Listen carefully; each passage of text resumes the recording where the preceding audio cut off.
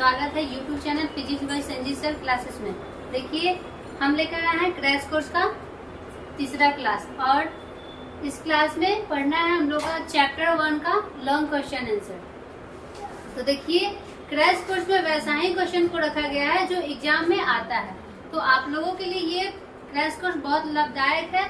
तो जो बच्चे अभी तक क्रैश कोर्स नहीं लिए हैं वो वीडियो के डिस्क्रिप्शन में लिंक दिया हुआ है, वहां से क्रैश कोर्स को लीजिए तथा क्रैश कोर्स को लेने के लिए इस नंबर पर संपर्क करें।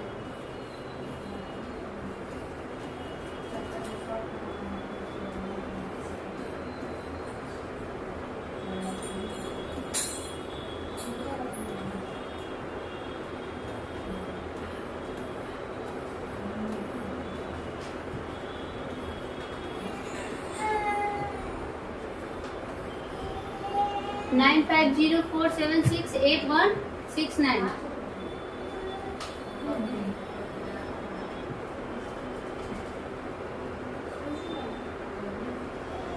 तो देखिए आज का पहला क्वेश्चन क्या है।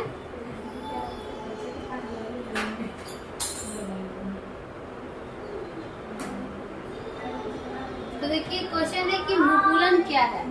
पहले हम देखेंगे मुकुलन क्या है, उसके बाद इसके विभिन्न प्रकार का उदाहरण सहित वर्णन करें और साथ में क्वेश्चन में ये भी कह रहा है कि ये द्विखंडन से भी कैसे है।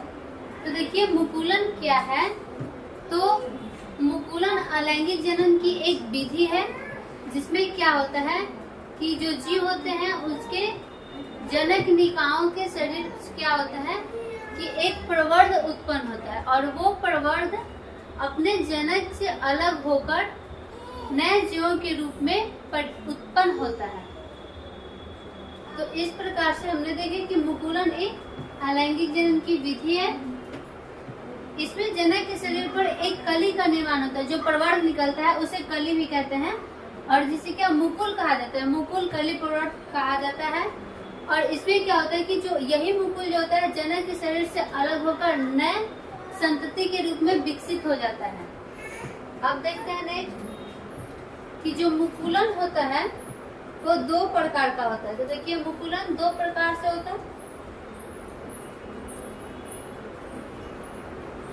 मुकुलन का कितने प्रकार होते हैं, तो दो प्रकार होते हैं। उनमें देखिए पहला है बहिर्मुकुलन। देखिए बहिर्मुकुलन क्या होता है कि इसमें जो प्रवर्ध का निर्माण होता है वो जनक निकायों के शरीर के बाहर होता है, बाहरी भाग से होता है। जैसे में देखिए जब भी कली का निर्माण होगा तो जनक निकाय के बाहरी भाग पर, और ये प्रवर्ध के रूप में होगा। इसका एग्जाम्पल है हाइड्रा। तो हाइड्रा में क्या होता है, बहिर्मुकुलन होता है। वही देखिए नेक्स्ट अंतःमुकुलन क्या है। तो अंतःमुकुलन में क्या होगा कि जो भी कली का निर्माण होता है वो जनक निकायों के शरीर के आंतरिक भागों पे होता है, वो भी प्रवर्ध के रूप में। तो इसका एग्जाम्पल देखते हैं स्पोंजिला।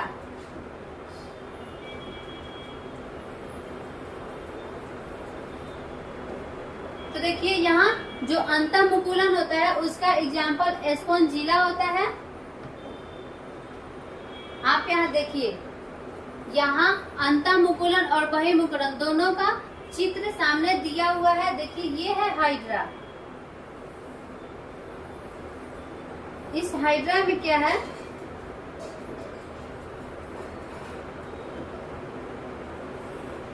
ये एक हाइड्रा है और देखिए यहाँ हाइड्रा के बाहरी भाग से एक प्रवर्ध के रूप में कली निकला, ठीक। और यही कली क्या होगा, विकसित होकर अपने जनक निकायों से अलग होकर और नए संतति के रूप में ले लेगा। तो देखिए ये हाइड्रा का मुख है और ये एक बाहरी भाग से यहाँ नई प्रवर्ध का निर्माण हुआ है। लेकिन यहाँ देखिए ये एक स्पोंजिला है और ये स्पोंजिला में ये जो होता है घाड़े नुमा संरचना का होता है और देखिए इस भाग को माइक्रोपाइल कहा जाता है तथा इसमें जो ये गोलाकार संरचना है इसे आर्कियोसाइट्स कहा जाता है। उसके बाद देखिए इसमें ये जो कांटे नुमा संरचना है वो एक प्रवर्ध है और ये प्रवर्ध चूंकि जनक के शरीर के अंदर है इसलिए यहाँ जो स्पोरोजिला है उसमें अंतःमुकुलन की प्रक्रिया हो रही है। अब देखते हैं इसमें नेक्स्ट ये द्विखंडन से भिन्न कैसे है। तो देखिए ये द्विखंडन से भिन्न कैसे है, तो इसमें क्या होता है कि जो ये मुकुलन होता है द्विखंडन होता है उसमें जितने भी जीव होते हैं वो अपने आप को विभाजित कर दो जीवों का निर्माण करते हैं, दो संतति का निर्माण होता है। लेकिन मुकुलन में क्या होता है कि जितने प्रवर्ध का निर्माण होता है उतने ही नए संतति के रूप में भी निर्माण होता है। तो इसलिए ये जो है द्विखंडन से भिन्न है। द्विखंडन से भिन्न होने का यही कारण है कि जो द्विखंडन होते हैं उसमें एक जनक से दो संतति बनते हैं, लेकिन मुकुलन में क्या होता है कि एक से लेकर कई संतति प्रवर्ध द्वारा उत्पन्न होता है। तो इसीलिए द्विखंडन से ये भिन्न है। और देखिए द्विखंडन के प्रमुख उदाहरण होता है बैक्टीरिया, पैरामीशियम इत्यादि। अब देखते हैं नेक्स्ट क्वेश्चन। तो नेक्स्ट क्वेश्चन क्या है, कहता है कि अनिषेक जनन क्या है। आइए नेक्स्ट क्वेश्चन है अनिषेक जनन क्या है तथा उनके कितने प्रकार होते हैं, उदाहरण सहित वर्णन करें। तो देखिए क्वेश्चन इस टाइप का आता है कि पहले तो क्वेश्चन कहेगा कि अनिषेक जनन क्या है, उसके प्रकार क्या है, उसके उदाहरण क्या है। तो हम देखते हैं अनिषेक जनन क्या होता है। तो कुछ ऐसे प्राणी होते हैं जिनमें क्या होता है कि निषेचन की क्रिया, देखिए कुछ प्राणियों में निषेचन की क्रिया नहीं होता है। तो उसमें देखिए बिना निषेचन संपन्न हुए क्या हो जाता है, उस नए जीवों का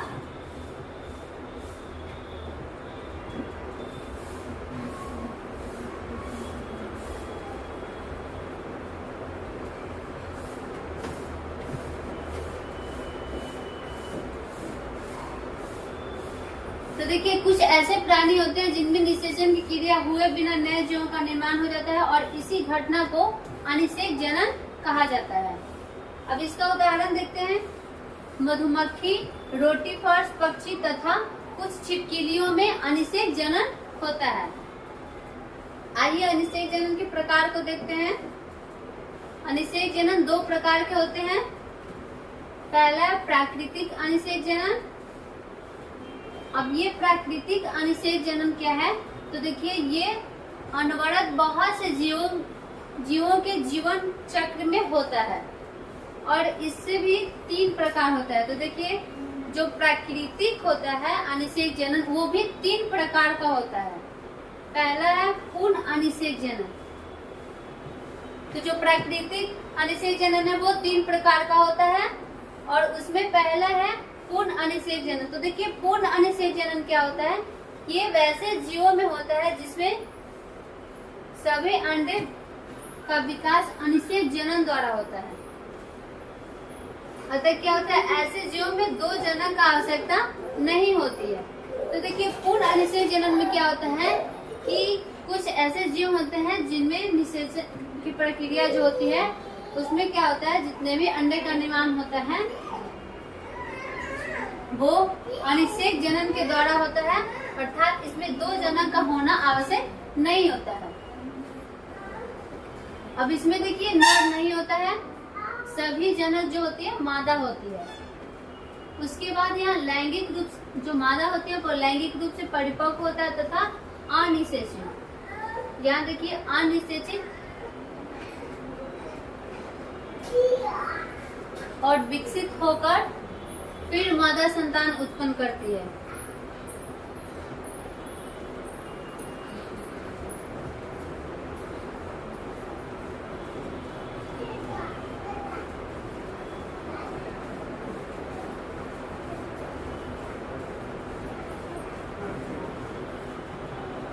अनिषेचित होकर यहाँ फिर से मादा संतान को ही उत्पन्न करती है। जैसे में देखिए टाइफिला ब्राहीना नामक सांप। तो देखिए यहाँ जो ट्राइफिला ब्राहीना नामक सांप होता है उसमें पूर्ण अनिषेक जनन होता है। उसमें क्या होता है कि जितने भी अंडे का निर्माण होता है वो सब मादा के द्वारा होता है। इसमें 2 जनक का होना आवश्यक नहीं होता है और जो भी जनक होती है वो सब मादा होती है, नर नहीं होता है। इसी प्रकार से देखते हैं नेक्स्ट दूसरा है अपूर्ण अनिषेक जनन। तो देखिए अब अपूर्ण अनिषेक जनन में क्या होता है कि ऐसे जीवों में लैंगिक प्रजनन तथा अनिषेक जनन दोनों होता है। तो जो पूर्ण अनिषेक जनन था उसमें क्या होता था, लैंगिक प्रजनन नहीं होता था। लेकिन जो अपूर्ण अनिषेक जनन है उसमें लैंगिक प्रजनन और अनिषेक जनन दोनों प्रक्रियाएं हो रही है। जैसे में देखिए मधुमक्खी, इनमें क्या होता है, नर या ड्रोन अनिषेचित अंडे से विकसित होते हैं, जबकि जो रानी तथा श्रमिक मक्खियां होती है वो निषेचित अंडे से विकसित होती है। तो देखिए इसमें क्या हुआ कि जितने भी मक्खियां होती है उनमें नर और ड्रोन मक्खी जो होती है अनिषेचित अंडे से निर्मित होती है, जबकि जो रानी और श्रमिक मधुमक्खी होती है वो निषेचित अंडों से विकसित होती है।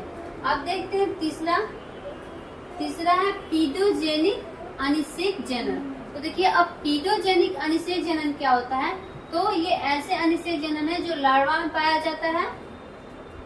यह लीवर फ्लू के स्पोरोसिस्ट एवं रेडियो लार्वा के जीवन चक्र में पाया जाता है। तो देखिए फोटोजेनिक अनिषेक जनन कहाँ पाया जाता है, तो ये लार्वा में पाया जाता है और उसमें भी कहाँ, तो लीवर फ्लू के स्पोरोसिस्ट एवं रेडियो लार्वा के जीवन में पाया जाता है। तो इस प्रकार से हमने देखे अनिषेक जनन, उसके प्रकार तथा उदाहरण। देखते हैं नेक्स्ट क्वेश्चन।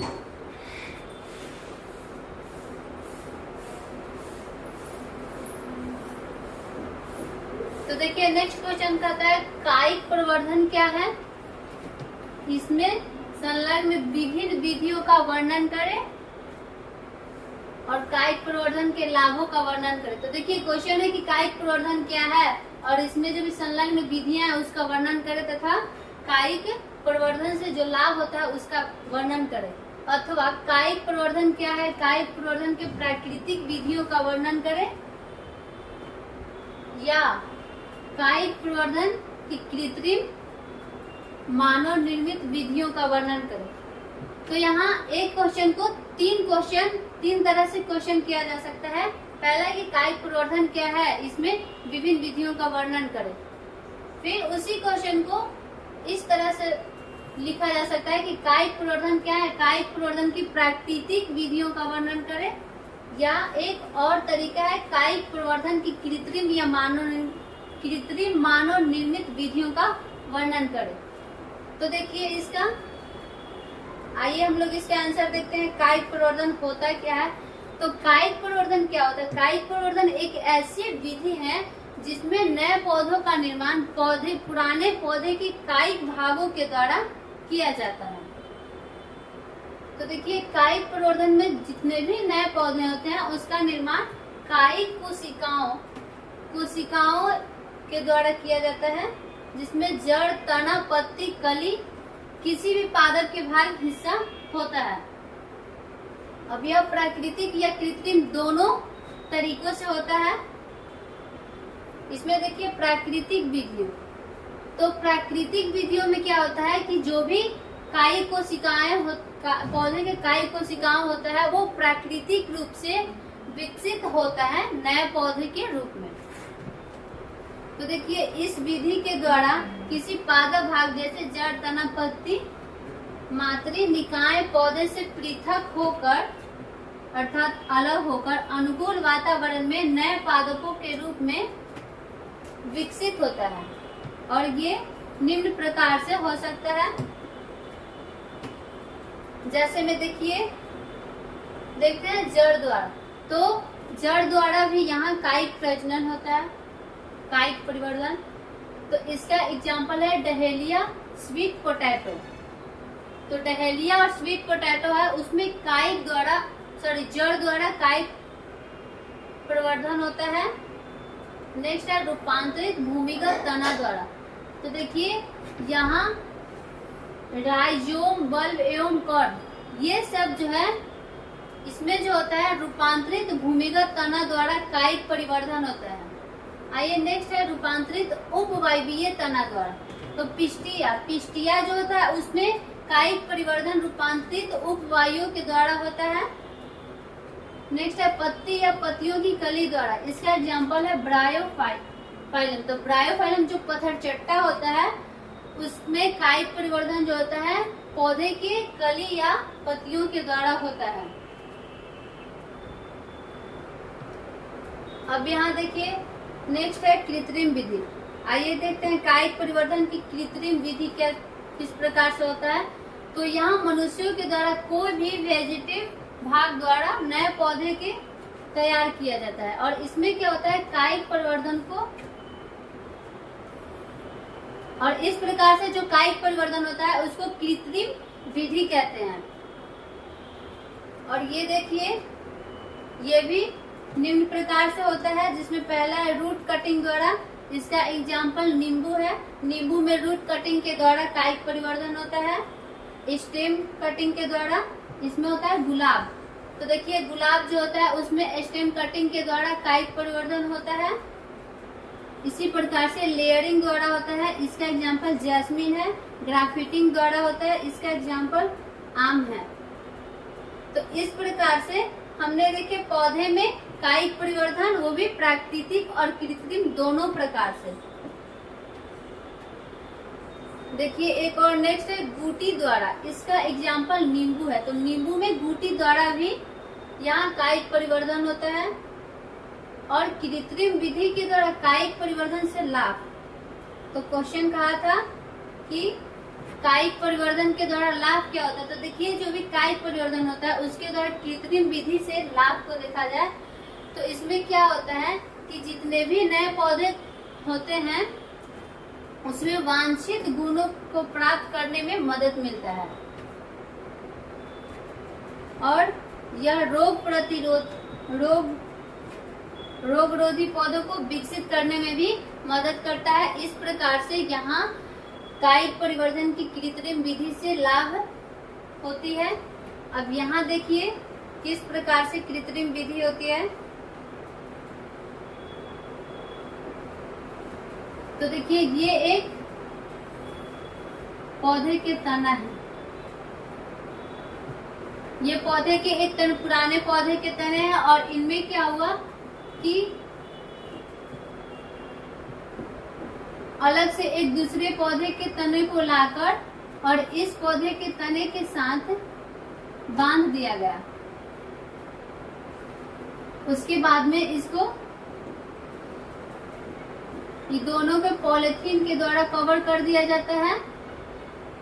तब होता क्या है कि जो पौधे होते हैं, जो दोनों पौधे के तने होते हैं उनसे यहाँ अपस्थानिक मूल निकलना शुरू होता है। तो देखिए ये है अपस्थानिक मूल, यहाँ से निकला और ये अपस्थानिक मूल विकसित होकर नए पौधे के रूप में विकसित हो जाता है। यहाँ देखिए ये जो इसका पार्ट है, इस भाग को पॉलीथीन के द्वारा कवर किया गया है। और यहाँ जो विधि अपनाई गई है ये एक ग्राफ्टिंग विधि है।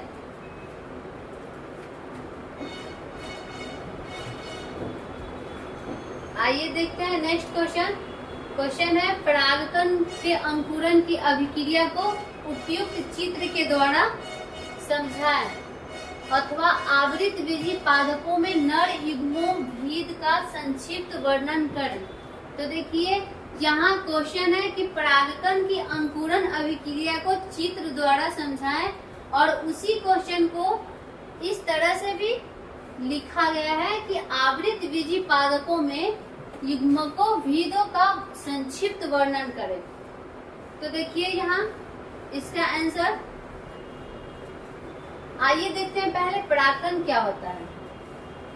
तो देखिए परागकण क्या होता है, पुष्प के जो नर जनन भाग होता है पुंकेसर, उसमें परागकोश होता है और उस परागकोश के अंदर छोटी छोटी कण जैसी जो परागकण उपस्थित होता है। और ये परागकण क्या है कि परागन की क्रिया में मदद करता है। तो आइए अब देखते हैं कि प्रायः परागकण जो होता है निम्नलिखित दो आवरणों के द्वारा स्तरित होता है। और ये जो परागकण होता है वो दो आवरण के द्वारा स्तरित होता है, जिसमें पहले आवरण को बाह्य चोल तथा दूसरे आवरण को अंतःचोल कहा जाता है। अब इसमें क्या है कि परागकण परागन के बाद अंकुरन के समय, तो देखिए परागकण जो है परागन के बाद और अंकुरन के समय कोशिका की भित्ति जो होता है वो जनन छिद्र से निकलकर पराग नलियों के द्वारा बीजांड में प्रवेश करता है। और उसके बाद क्या है कि जो पराग नलिका होती है वो वर्तिकाग्र से होकर बीजांड की तरफ गति करती है तथा एंजाइम की मदद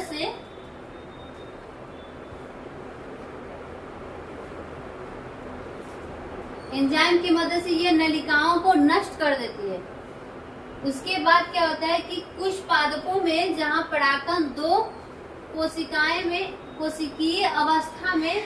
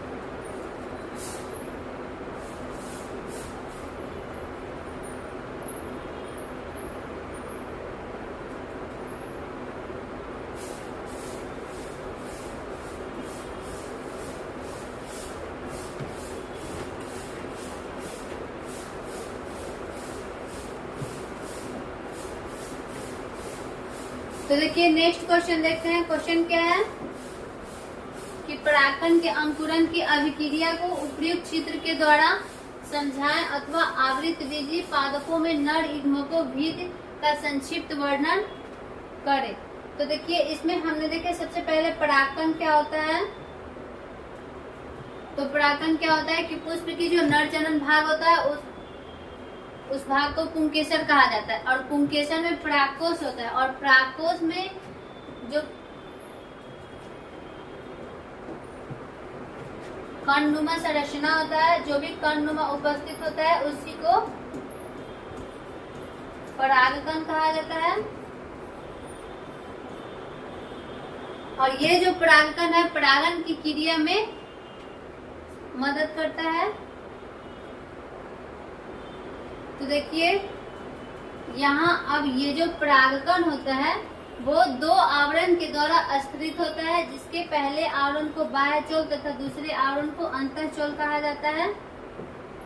इसी प्रकार से देखिए अब परागकण क्या होता है कि जो भी परागकण होता है वो परागन के बाद और अंकुरन के समय कहा जाता है कायिक कोशिकाओं के जनन छिद्र, कायिक कोशिका की भित्ति जो होती है उस जनन छिद्र से निकलकर पराग नलिका द्वारा बीजांड में प्रवेश करती है।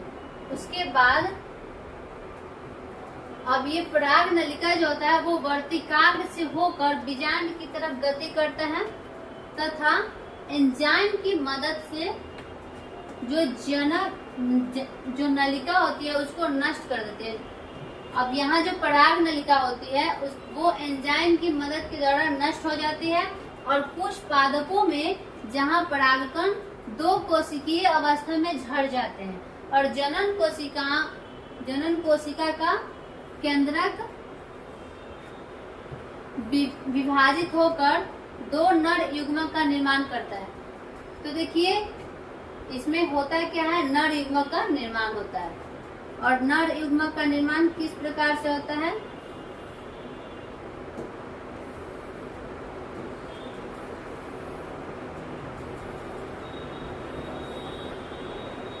तो सबसे पहले क्या होता है कि जो परागकण होता है वो परागन के बाद अंकुरन के समय काई कोशिका के भित्ति के जनन छिद्र के द्वारा कहाँ, बीजांड में प्रवेश करता है। उसके बाद यहाँ पराग नलिका वर्तिकाग्र से होकर बीजांड की तरफ गति करता है और गति करने के बाद जो एंजाइम की मदद से ये जो नलिका होती है वो नष्ट हो जाती है।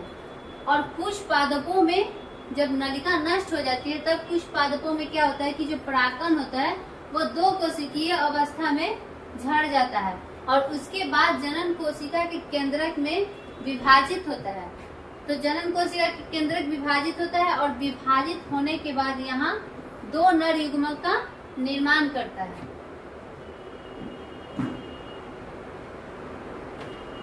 तो देखिए इस प्रकार से जो परागकण होता है उसका दो आवरण होता है।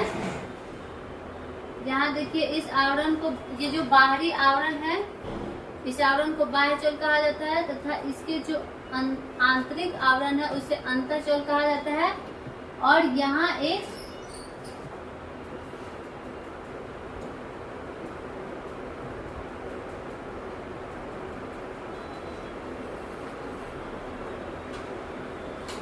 एक छिद्र उपस्थित होता है जिसे अंकुरन छिद्र कहा जाता है। साथ में एक कोशिकाएं भी उपस्थित होता है, उस कोशिकाओं को जनन कोशिका कहा जाता है। तो इस प्रकार से हमने देखे परागकण के चित्र। नेक्स्ट है अलैंगिक जनन क्या है और इनके विभिन्न विधियों का नाम लिखे तथा इनकी विशेषताओं का वर्णन करें। तो देखिए अलैंगिक जनन क्या होता है। तो अलैंगिक जनन में जनन की जो प्रक्रिया होती है वो एक जनक के द्वारा होता है। आइए देखते हैं अलैंगिक जनन में जो भी संतति का निर्माण एकल पेरेंट से होता है, अतः ऐसे उत्पन्न संतान एक दूसरे के समान होते हैं जिसे कोलोन कहा जाता है। और ये रचना एवं अनुवांशिकी एक जैसे होता है। और इसके प्रमुख विधि को देखते हैं। तो देखिए अलैंगिक जनन द्वारा जो भी उत्पन्न संतान होता है उसको कोलोन कहा जाता है क्योंकि इसकी रचना, मात्रिक गुण, अनुवांशिक गुण सब एक समान होता है। अब इसकी विधियां को देखते हैं। इसकी विधियां विखंडन, मुकुलन, जेमा, कायिक प्रवर्धन, इस प्रकार से अलैंगिक जनन की विधियां हैं जिसमें देखते हैं पहला विखंडन। तो विखंडन क्या होता है, तो इसमें एक जनक जो है तो विभाजित होता है और विभाजित होकर दो नए संतति का निर्माण करता है। तो इसी प्रकार से देखिए इसमें एक पेरेंट बॉडी से दो या दो से अधिक संतति में बढ़ जाता है। यह बाइनरी तथा मल्टीपल फिजन द्वारा होता है। जैसे इसका उदाहरण देखते हैं अमीबा। अमीबा में क्या होता है, विखंडन होता है। नेक्स्ट है मुकुलन।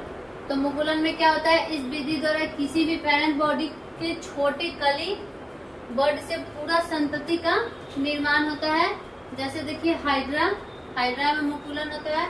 आइए जेमा, इसमें क्या होता है, तो जेमा का निर्माण जो होता है थैलस से होता है और ये पेरेंट बॉडी से अलग होकर संतति बनाता है। और इसका एग्जाम्पल मार्चटिया है।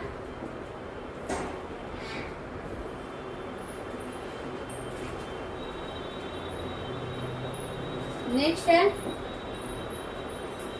कायिक प्रवर्धन, तो यह बहुत से पादपों में होता है जिसमें कायिक प्रवर्धन से नए पादप संतति बनते हैं।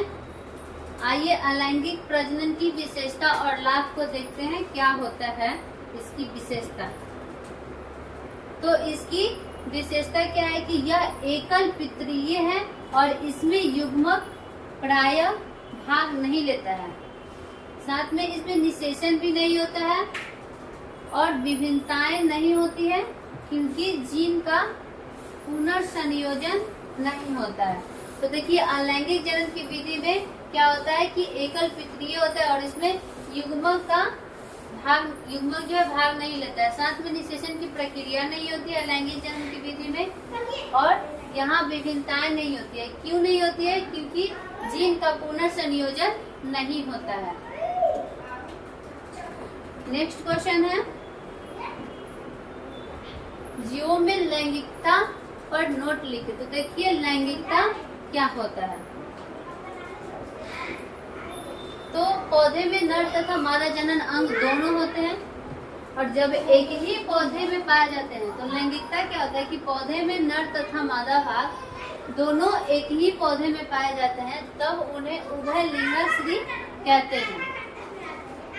जैसे मक्का, डेडी, कलने, नारियल इत्यादि क्या उभयलिंगश्री पौधे हैं, क्योंकि इस उभयलिंगश्री होते हैं क्योंकि इनके पौधे जो होते हैं उभयलिंगी होते हैं, उनमें नर और मादा दोनों भाग उपस्थित होता है।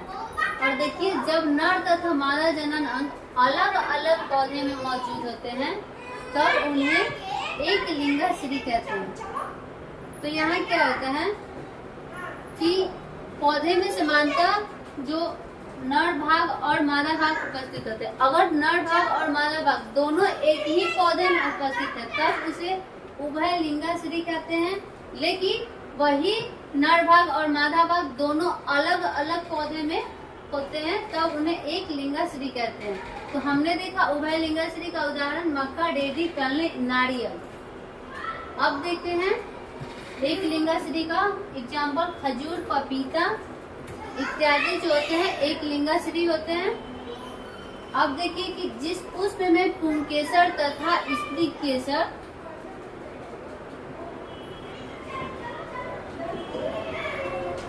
देखिए जिस पुष्प में पुंकेसर तथा स्त्री केसर दोनों विद्यमान बिना होते हैं तो वैसे पुष्प को द्विलिंगी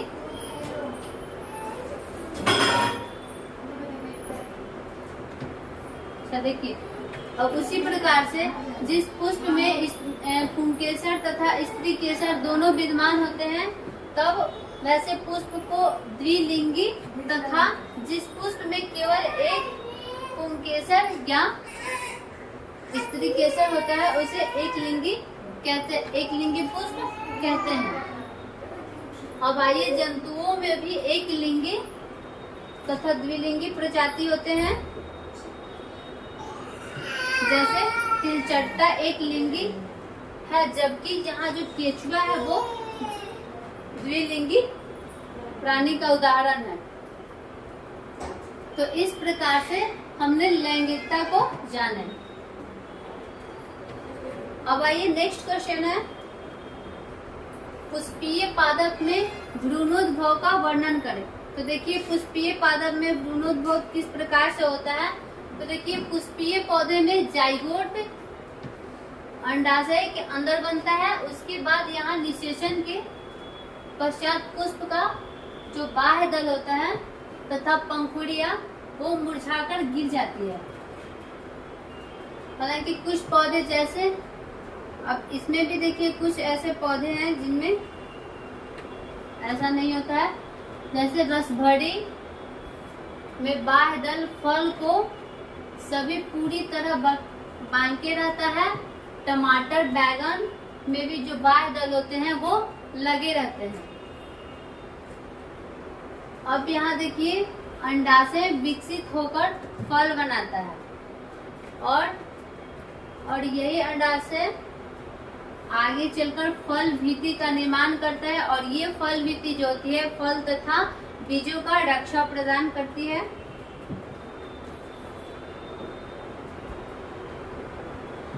अब देखिए ये फल वृद्धि का कार्य क्या होता है, तो इसका कार्य होता है फल तथा बीजों को सुरक्षा प्रदान करना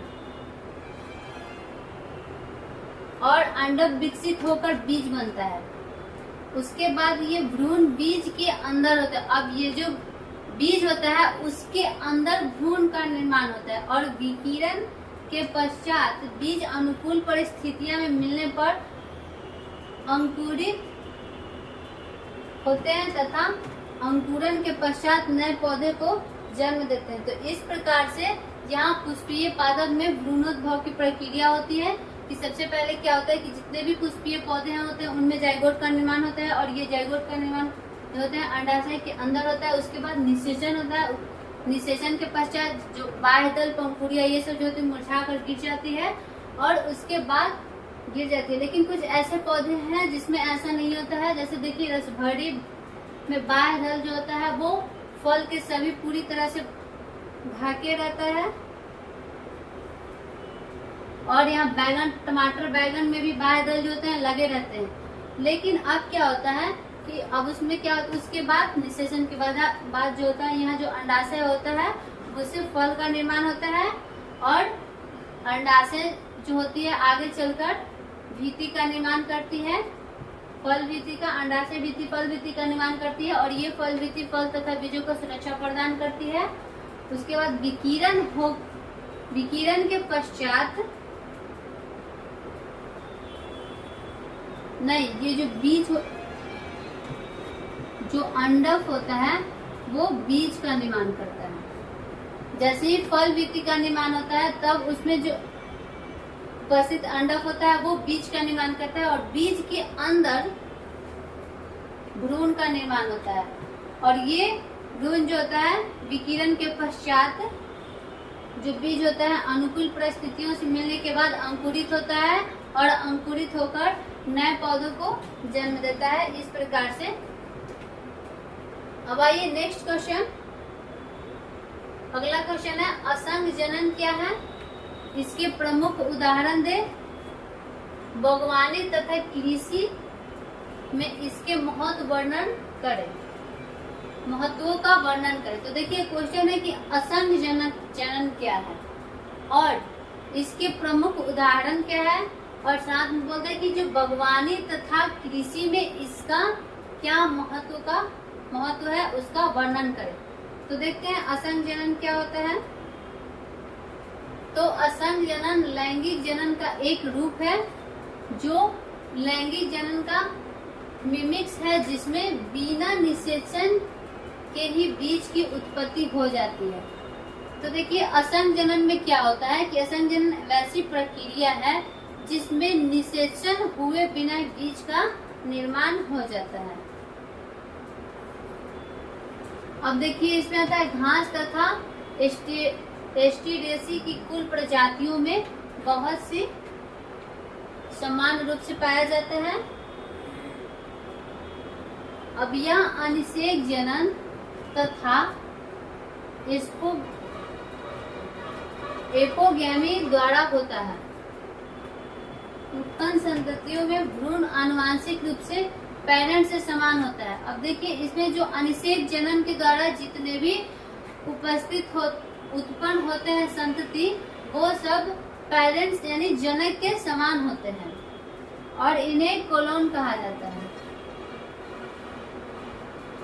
असंग जनन का बागवानी कृषि में महत्व। तो देखिए यहाँ अब क्वेश्चन क्या बोला कि बागवानी तथा कृषि में इसके महत्व का वर्णन करें। तो देखिए क्या महत्व है। तो असंग जनन का बागवानी में कई महत्वपूर्ण योगदान है। जैसे देखिए खासकर यहाँ संकरण बीज उद्योग में, तो संकरण बीज उद्योग जो होता है उसमें असंग जनन का योगदान है। यहाँ देखिए हाइब्रिड वेराइटीज में अधिक ताकत होता है, लेकिन ऐसे बीज का उत्पादन अत्यंत महंगा होता है। यहाँ हाइब्रिड जो बीज होता है उसमें अधिक ताकत होता है, लेकिन ऐसे बीज जो होते हैं वो बहुत महंगे होते हैं और अत्यधिक समय लेने वाले होते हैं। साथ में इनके निर्माण में समय भी अधिक लगता है और ऐसे बीज के संतति हाइब्रिड विग्योर और नहीं रख पाता है। यहाँ देखिए ऐसे जो बीज होते हैं उनमें हाइब्रिड विग्योर को मेंटेन नहीं कर पाता है और अर्धसूत्री विभाजन के दौरान जीन के पृथक्करण के कारण ये हाइब्रिड अपोमिन से बना होता है। साथ में मियोसिस जो होते हैं, मियोसिस के समय जो होता है पृथक्करण नहीं हो पाता है, जिससे क्या होता है कि हाइब्रिड्स का गुण पीढ़ी दर पीढ़ी अपरिवर्तनीय रहता है और यहाँ हाइब्रिड बीज जो होता है उसका दाम किसानों के लिए कम होता है। तो इस प्रकार से बागवानी तथा कृषि में हाइब्रिड जो ये असंजनन है उसका योगदान रहा। नेक्स्ट देखिए क्वेश्चन क्या है, समजालिक तथा विषमजालिक पादप क्या है। तो देखिए समजालिक और विषमजालिक पादप क्या है। तो देखते हैं कि कुछ पौधे समजालिक तथा कुछ पौधे विषमजालिक प्रजाति के होते हैं। जैसे राइजोपस नामक कवक में समजालिक स्पीशीज कवक तंतु एक ही प्रकार के होते हैं। तो देखिए यहाँ जो राइजोपस है, तो राइजोपस एक कवक है और उसमें क्या होता है कि समजालिक स्पीशीज में जो कवक तंतु होता है एक ही प्रकार का होता है और ये शरीर क्रियात्मक दृष्टिकोण से भी समान होता है।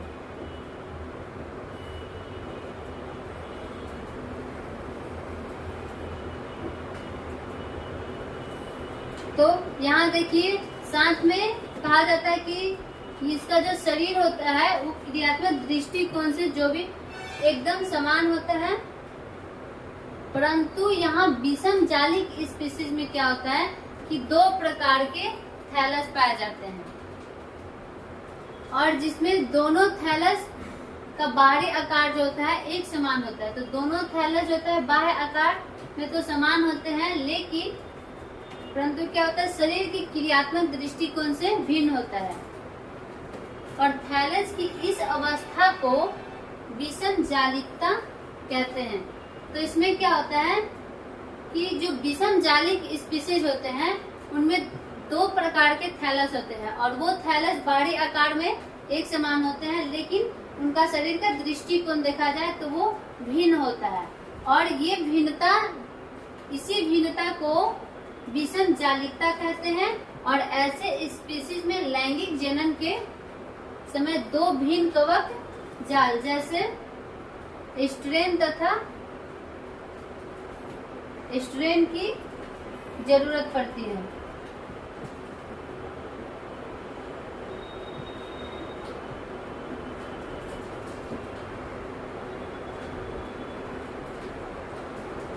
तो इस प्रकार से हमने देखे समजालिक तथा विषमजालिक पादप क्या है। तो चैप्टर 1 का लॉन्ग क्वेश्चन आंसर था जिसका ये लास्ट टॉपिक है। अब नेक्स्ट क्लास में हम लोग पढ़ते हैं चैप्टर 2। आज के लिए इतना ही और अंत तक जुड़े रहने के लिए धन्यवाद।